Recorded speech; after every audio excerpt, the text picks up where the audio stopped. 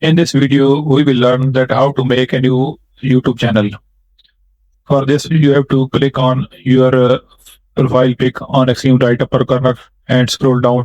Now locate where is the setting option. Click on setting, scroll down a bit and click on setting. And here you can see the option create a new channel. Just follow the cursor, click on it.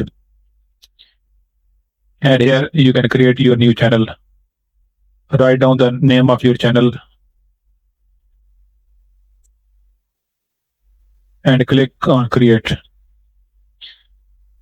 Give it few seconds. It will take some time to load.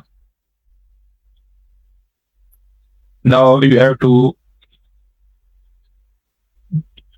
wait, or you can reload it and wait, and hence your channel has been made. So that's it for now. I will see you in the next video. Till then, goodbye.